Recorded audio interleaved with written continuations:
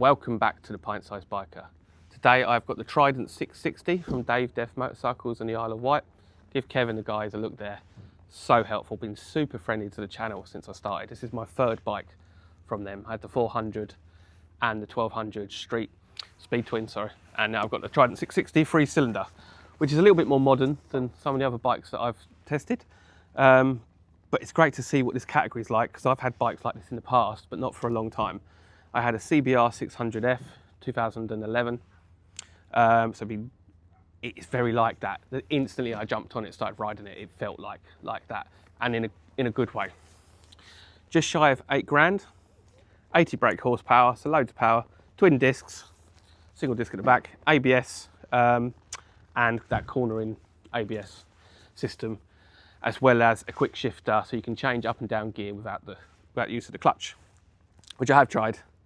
I don't think I'd do it 9 times out of 10, but it is quite smooth actually, especially going up, which changing up gear anyway without the clutch is quite easy. But let's get into this bike. What do I think? Well, I've ridden it now for about half an hour. That engine feels like a 4-cylinder. It's the first 3-cylinder that I've ever ridden, but it's got that kind of inline 4 feeling to it, where everything, you feel like it will rev really quickly, and it's all like a solid unit. Loads of power, accelerates nicely and very, very smoothly. So it basically will do anything you want it to do.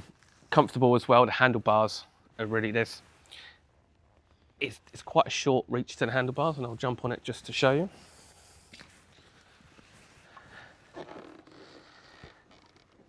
There's no long reach there, and you've got adjustment on the brake but not the clutch. But I'm on set number 3, and I don't feel like I need to adjust it. Everything felt fine, and it's a really nice sitting position, a nice place to be on the bike. Those foot pegs are kind of rear set, but not too extreme. Once you start riding, you don't even notice that they're tilted back a little bit, and the clutch and the gear lever and the brake are very easy to reach. Seat height is 31.7 inches. As you can see, I'm slightly to one side here, but I can get 1 foot on the ground. If I sat on the centre, I would be on my toes on both, and I would feel a little bit like I needed to lean. Well, I would lean to one side when I stop, and I have been when I've been riding. If you're a new rider, and many new riders do buy this because they can be restricted to the A2 license, one of the things that you can lose your confidence really quickly is if you topple over because of your seat height. So if you're stopping at a junction where it's slightly off camber or something like that, they're the kind of places where you will drop it. So 31.7, it's not the lowest, so you might be slightly put off here on the seat height, but there is an option. A company in Spain do these overboots, they're called UPBIKERS, and they kindly lent me a pair the other day. So I will do a back-to-back, so you can see that if you do feel a bit short on them, there is an option. And it can be the difference of not buying a bike that you really want and buying one.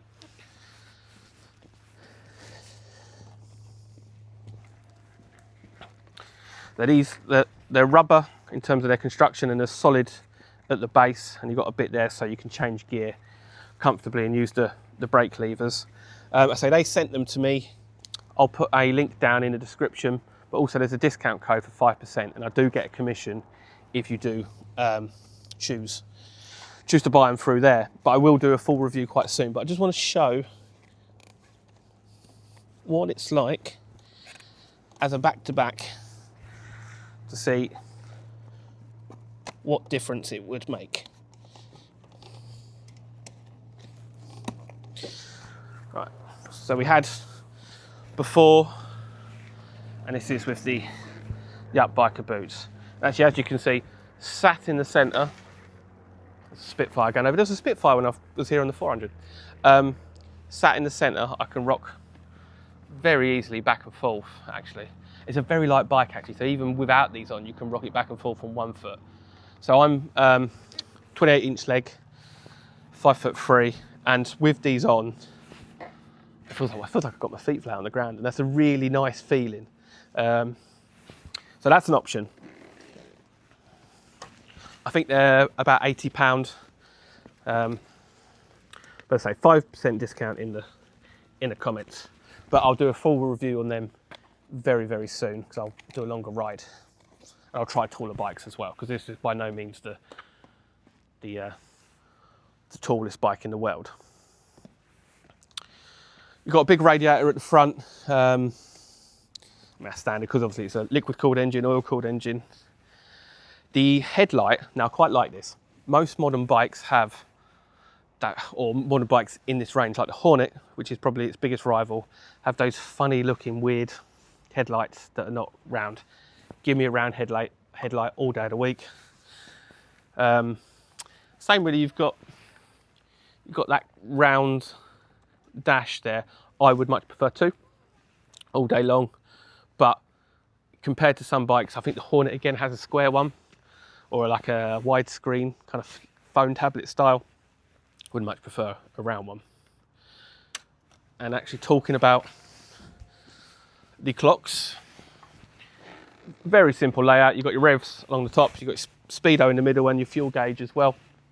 And as you flick through the settings, you've got various different menus, miles per gallon, fuel, temperature, all that kind of stuff, all pretty standard. And this bike setup, trips, display setup, you can Bluetooth to it. Pretty certain you can Bluetooth your navigation to this as well, and connect to GoPro. Don't have GoPro, I use DJI. But because I've only got the bike for a very short time, I leave that kind of stuff, because there's other videos on YouTube that will go into detail on that. Nice bike, but how does it sound? And the key ignition's not by the clocks, the key ignition's actually in the tank. Start her up.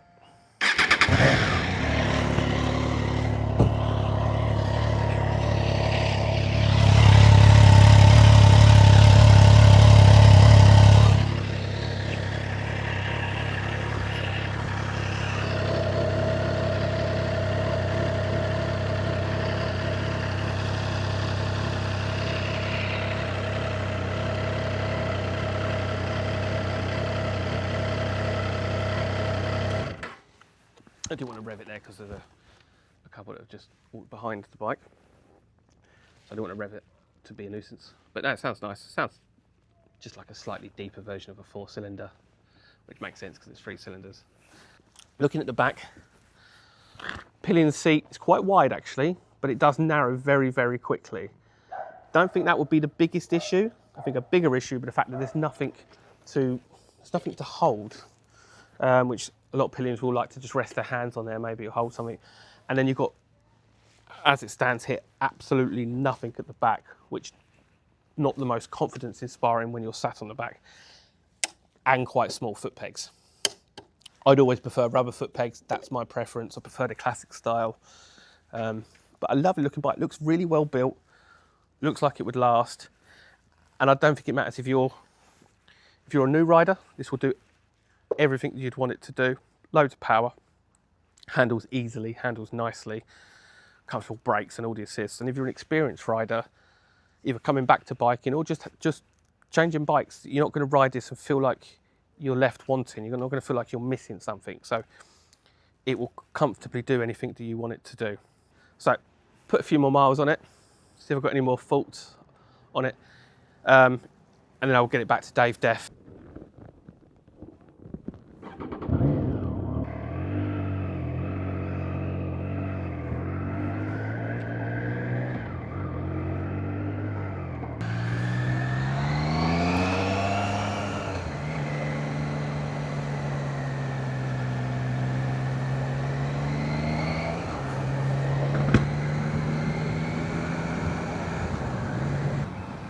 And actually changing up without a clutch, which is often very easy on a bike anyway, but is actually you could get quite used to that.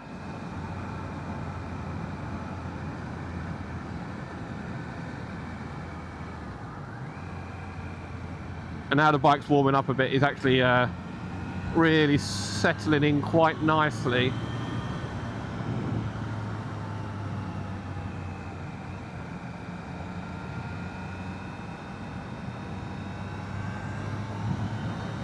But again, I'm not pushing hard at all. as I would recommend nobody does on a bike that they don't really know until you're really used to the way the clutch feels, the brakes feel, foot pegs, everything. And it's pulling in top gear here, there from about 45 mile an hour. You know, it's not chuggering. It's not like it's not so highly strung. Well, it's not highly strung at all, really, but not highly strung that you feel like you need to be going up down the gears all the time to get the best out of the torque range. Just very, very smooth.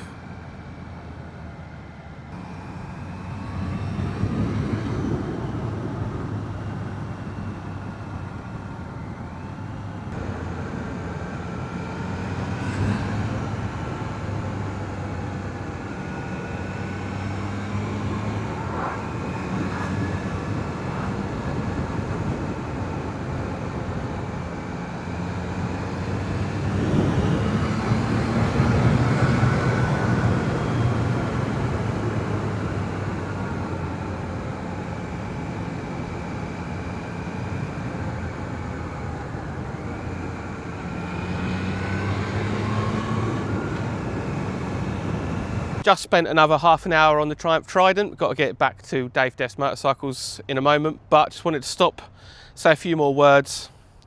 This is an excellent bike. This is a brilliant modern motorcycle. This is how bikes should be built, in terms of you're not going to do classic, you're going to do your roadsters, everything like that. It's not too heavy, it's powerful, but it's not stupidly powerful. You can use the range all the way through. It will pull from basically any gear. You can stick it in fifth or sixth and plod along and it doesn't chug, it just goes. Annoyingly, I've been stuck behind traffic, as always is the way when you test a bike and you've only got limited time. But the few gaps that I've got and I've wound it up, she's really gone, and it's only got 700 miles on it, so it's not anywhere near running yet, so that will just free up even more over time. And the brakes are fantastic as well. You could really tour on this if you wanted to. It wouldn't be the most comfortable because you're a little bit leant forward, but it would be fine for a good few hours a day or in one go, a few coffee breaks in between. Lovely, lovely motorcycle. I like it. I'm surprised how much I like it. If that's been useful, if you own one of these, put in the comments, tell us your opinions. If you own a Hornet or one of the other rivals to this bike, or maybe you owned the Honda CB 650, 500, whatever. Let us know what you think of them and comparing this, or whether you think it'd be a good idea for me to try it, and I'll see what I can do. If not, give the channel a like and subscribe, and I will see you on the next video.